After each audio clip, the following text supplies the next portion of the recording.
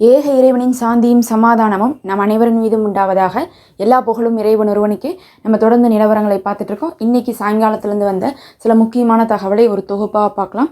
முதல் விஷயமே பார்த்தா, ஏமன்ல இருக்கக்கூடிய போராளி குழு நாளுக்கு நாள் அவங்க ரொம்பவே வலுவாயிட்டு வராங்கன்னு சொல்லிட்டு அமெரிக்காவை சேர்ந்த ஒரு முக்கியமான இன்ஜினியர் அவர் பார்த்தா இதுல முக்கியமான நபரா இருந்துட்டு இருக்காரு. அந்த ப்ராஸ்பர்ட்டி கார்டியன்ல முக்கியமான நபரா இருந்துட்டு இருக்காரு. அவர் என்ன சொல்றாருன்னா, என்னுடைய இத்தனை வருஷ எக்ஸ்பீரியன்ஸ்ல நாங்க இப்படி ஒரு அடியை நாங்க பார்த்ததே இல்லை, வாங்கினதே கிடையாது. அமெரிக்காவுடைய போர்க்கப்பல்ல இருக்கக்கூடிய இன்ஜினியரே இந்த விஷயத்த சொல்றாருன்னா, அப்ப மற்ற நாடுகள் செய்யாததை ஏமன் செஞ்சிருக்காங்க. அதுலயே அவர் சொல்றாரு, இந்த மாதிரி அவங்க ட்ரோன் அட்டாக்கோ இல்ல பேலிஸ்டிக் ஏவுகணைகளோ இல்ல கப்பல் எதிர்ப்பு ஏவுகணைகளோ அனுப்புவாங்கன்னு நாங்க கனவுல கூட நினைச்சு பார்க்கல அப்படிங்கிறாங்க. இவங்க எதையுமே யோசிக்கல.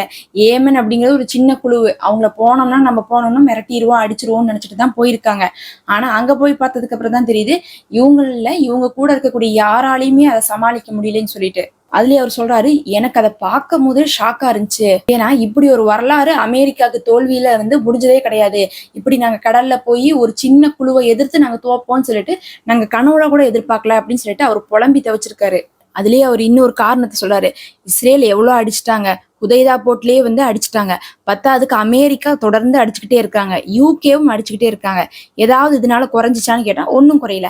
அதனால எல்லாம் அவங்க பலவீனப்படுத்தவே இல்லை, அவர்கள் இன்னும் பலமா தான் இருந்துட்டு இருக்காங்க. அப்படிங்கறதா எனக்கு ரொம்ப ரொம்ப ஆச்சரியமா இருக்கு. இத்தனை பேரை அடிச்சதுக்கு பிறகும் இத்தனை நாட்டையும் அவங்க எதிர்த்து நிக்கிறாங்கன்னா அவங்க உண்மையாலுமே வலிமை மிகுந்தவங்களா தான் இருக்கிறாங்க. அதனால அவங்கள்ட்ட சண்டை போட்டெல்லாம் ஜெயிக்க முடியாது, அவங்களுடைய கொள்கையை விட்டு பின்னாடி போறதுக்கெல்லாம் சான்ஸ் கிடையாது அப்படிங்கிறத இவரே அவருடைய வாயால சொல்றாரு. இன்னைக்கு இது பார்த்தா அமெரிக்காவுடைய பிரஸ்லயே கொடுத்து அவங்க நியூஸ் சேனல்லயே ஒளிபரப்பாயிட்டு கொண்டிருக்கு. இதே நேரத்துல நம்ம இன்னொரு விஷயத்த கிளியர் பண்ணோம். நம்ம நேத்து தான் பார்த்துப்போம். இந்த நியூயார்க் டைம்ஸ் நேத்து என்ன சொன்னாங்க, அமெரிக்காவுடைய நியூஸ் சேனல் தான். அவங்க என்ன சொல்லியிருந்தாங்கன்னு பார்க்கும்போது, ஈரான் என்ன பண்ணாங்கன்னா எலன் மஸ்கையும் ட்ரம்ப்பையும் சந்திச்சு பேசினாங்க. இவங்கெல்லாம் கூப்பிட்டு பேசிட்டு என்ன ஆயிடுச்சுன்னா ஒரு சமாதான பேச்சுவார்த்தைக்குள்ள போறாங்க, கையெழுத்து போட்டுத்தாங்க அப்படின்லாம் சொன்னாங்கன்னு சொல்லியிருந்தாங்களே. அதை அப்பவே நம்ம சொன்னா இப்படிலாம் நடக்கிறதுக்கு சான்ஸ் இல்லை, இது நியூயார்க் டைம்ஸ் பொய் தான் சொல்றாங்க, நம்ம நேற்று சாயங்காலம் சொல்லியிருப்போம். ஆனா இன்னைக்கு அதைதான் இன்னைக்கு ஈரான் சொல்லியிருக்காங்க, இந்த மாதிரிலாம் உங்களால மட்டும்தான் கதை விட முடியும், இப்படிலாம் யாரும் பேசவே மாட்டாங்க, எப்படிதான் இப்படிலாம் பேசுறீங்களோன்னு சொல்லிட்டு ஈரான் பொய் பேசுறதுக்கு உங்களை மிஞ்சிற காலே இல்லைன்னு சொல்லிட்டு அமெரிக்காவை புகழ்ந்து தள்ளியிருக்காங்க. சம்பந்தப்பட்ட நாடே இந்த அளவுக்கு சொல்றாங்கன்னா எந்த அளவுக்கு இவங்க பொய்யான தகவலை கொடுத்துட்டு இருக்காங்க நியூயார்க் டைம்ஸ் அப்படிங்கறத பாத்துக்கலாம். அதேதான் இந்த வாஷிங்டனும். அவங்க என்ன பண்ணிட்டாங்கன்னா, நியூயார்க் டைம்ஸ் இப்படி போட்டா ஈரானும் அமெரிக்காவும் சந்திச்சு பேசுதுன்னு சொல்லி அவங்க ட்ரம்ப்பும் ரஷ்யாவும் சந்திச்சு பேசுதுன்னு போட்டாங்க. போன் கால்ல மணிக்கணக்கா பேசினாங்க, உக்ரைன்ல என்ன நடக்குது அப்படிங்கறது சம்பந்தமா பேசிக்கிட்டாங்க. இனி பார்த்தா ரஷ்யாவும் ட்ரம்ப்பும் கூட்டு அப்படிங்கிற மாதிரிலாம் இவங்க இந்த பக்கம் ஈரானும் அமெரிக்காவும் இப்ப கூட்டு சேர்ந்துட்டாங்க அப்படிங்கிற மாதிரி இவங்க இந்த பக்கம் ஆளாளுக்கு ஒரு தகவலை பொய்யாகவே தான் அமெரிக்காவுடைய ஊடகங்கள்லாம் இப்போது சித்தரிச்சுட்டு வருது. அப்படிலாம் பொய்யான தகவல் கொடுக்கக்கூடிய இடத்துல கூட இருந்து ஏமனை பத்தி உண்மையான விஷயத்த ஒரு இன்ஜினியரே சாக்காயி உளறி தள்ளியிருக்காருன்னா எந்த அளவுக்கு அவங்களுடைய அடி இருந்திருக்கும் அப்படிங்கறத பாத்துக்கணும். அடுத்து ரொம்ப முக்கியமா ஈரான்ல இப்ப சுரங்கப்பாதையை கட்டிட்டு இருக்காங்க, அதுவும் ரகசிய சுரங்கப்பாதை. ஏன்னா எப்ப வேணா போர் ஆரம்பிக்கலாம், போர் ஆரம்பிச்சுட்டா அதுக்கப்புறம் எதுவும் செய்ய முடியாதுங்கிறதுக்காக சுரங்கப்பாதையை கட்டி அந்த சுரங்கப்பாதை வழியாக ஹாஸ்பிட்டலுக்கு போற மாதிரியான ஒரு ரூட்டை கண்டுபிடிச்சு வச்சிருக்காங்க. எந்த இடத்துல தாக்குதல் நடந்தாலும் அங்கிருந்து மக்கள் ஹாஸ்பிட்டலுக்கு போகணும், சேஃபா இருக்கணும்னு சொல்லிட்டு பங்கர்லாம் பெரிய லெவலுக்கு பண்ணி வச்சிருக்காங்க. எந்த நேரம் வேணா இஸ்ரேலுக்கும் ஈரானுக்கும் சண்டை முழு நீளமாக ஆரம்பிக்கும் அப்படிங்கறத ஈரான் எதிர்பார்த்துட்டு தான் இருக்காங்க. ஈரான் ஏன் அடிக்க மாட்டேங்கிறாங்கன்னு கேட்கிறோம். ஆனா ஈரான் பார்த்தா நம்ம அடிச்சதுக்கு பிறகு முழு நேரமாக போரே ஆரம்பிக்க போகுது அப்படிங்கிறதுக்காகத்தான் அந்த வேலையில அவங்க செலவு பண்ணி செஞ்சுட்டு இருக்காங்க. இன்னைக்கு இஸ்ரேல்லேருந்து வந்திருக்கக்கூடிய செய்தி என்னன்னு பார்த்தா, இன்னைக்கு மறுபடியும் நெத்தன்யாஹுடைய அவர்களுடைய வீட்டை 2 தடவை அந்த ஸ்ட்ரீட்டவே அட்டாக் பண்ணியிருக்காங்க. இது பார்த்தீங்கன்னா அவருக்கு பல இடத்துல வீடு இருக்குது. முதல்ல வடக்கு இஸ்ரேலில் இருந்த வீட்டை அடித்தாங்க. இப்போ அது பார்க்கும்போது இது வேற பகுதியில் இருக்கக்கூடிய வீடு, அந்த வீட்டுடைய அந்த தெரு இருக்கும், அந்த தெருவே தாக்கியிருக்காங்கன்னு சொல்லிட்டு 2 தாக்குதல் வந்திருக்கு. அந்த வீடியோவில் வெளியே வந்திருக்கு. ஆனால் வீட்டுக்கோ இல்லை வீட்டுக்குள்ளே நெத்தன்யாஹு இருந்ததாவோ எந்த ஒரு தகவலுமே வரல. இவங்களுடைய முயற்சி நெத்தன்யாஹுடைய வீட்டை அடிக்கிறதா தான் இருந்துச்சு அப்படிங்கிற மாதிரி இப்போ அங்கே ஒரு பரபரப்பு ஏற்பட்டிருக்கு. அது இல்லாமல் இன்னொரு இடம் இது பார்த்தீங்கன்னா இஸ்ரேல் மக்கள்லாம் என்ன பண்ணியிருக்காங்க, எல்லாரும் கூட்டமாக சேர்ந்து இஸ்ரேலுக்கு எதிராக ஆர்ப்பாட்டம் போராட்டத்துல எல்லாம் ஈடுபட்டு இருந்திருக்காங்க. என்னதான் போலீஸ் கலைச்சாலும் விட்டுட்டு மறுபடியும் சேர்ந்துட்டு இருந்தாங்க. ஆனால் இப்போ இவங்க கரெக்டாக ஆர்ப்பாட்டம் செய்யக்கூடிய நேரமாக பார்த்து அலாரம் அடிச்சிருக்கு. லெபனானில் இருக்கக்கூடிய போராளி குழு அட்டாக் பண்ணுறாங்கன்னு சொல்லிட்டு அந்த அலாரம் சத்தம் கேட்டுமே அங்கே இருக்கக்கூடிய மக்கள்லாம் ஓடி போய் எங்கே போனாங்கன்னே தெரியாத அளவுக்கு மறைஞ்சிருக்காங்க. ஆனால் அந்த வீடியோவை இப்போ எப்படி ட்ரோல் பண்ண ஆரம்பிச்சிட்டாங்கன்னா, ஒருவேளை இது இஸ்ரேலுடைய வேலையாக இருக்குமோ, அவங்களே கூட்டத்தை கலைக்கிறதுக்காக இந்த வேலையை பண்ணிட்டாங்களா, அங்கே கூட்டத்தை கலைக்கிறதுக்காகவே அலாரம் சவுண்டை போட்டாங்களா, இனிமேல் வந்து தண்ணியை போட்டு புகை குண்டுகளெல்லாம் போட்டு ஆட்களை வந்து அனுப்ப வேண்டாம்னு சொல்லிட்டு இந்த மாதிரி பண்ணிட்டாங்களான்னு சொல்லிட்டு நிறைய பேர் வந்து இன்றைக்கி அந்த விஷயத்தை வந்து ட்ரோல் பண்ணிகிட்ருக்காங்க. இஸ்ரேலில் இன்றைக்கி வந்து இது 2 முக்கியமாக நடந்திருக்கு.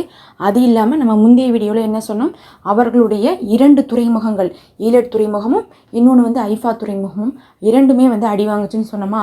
அதில் வந்து ஐஃபாவை அடித்தது லெபனானில் இருக்கக்கூடிய போராளி குழு. அவங்க என்ன சொல்கிறாங்க, ஐஃபாவில் இருக்கக்கூடிய 5 பகுதிகளை நாங்கள் அடிச்சிருக்கோம். என்னென்ன பகுதின்னு பார்த்தா, ஐஃபாவுடைய டெக்னிக்கல் பேஸ் பகுதி, ஐஃபாவுடைய naval base, Stella Maris base, ட்ரைட்டல் கேமல் பேஸு, அது இல்லாமல் நசீர் பேஸு. இந்த 5 பேஸையும் நாங்கள் என்ன பண்ணியிருக்கோம், அதாவது பேஸ்னால் இராணுவ தளம்னு அர்த்தம், அங்கே வந்து என்ன பண்ணியிருக்கோம் நாங்கள் அடிச்சிருக்கோம்னு சொல்லிட்டு இன்றைக்கி லெபனான்லேருந்து வந்து கிளைம் பண்ணியிருக்காங்க.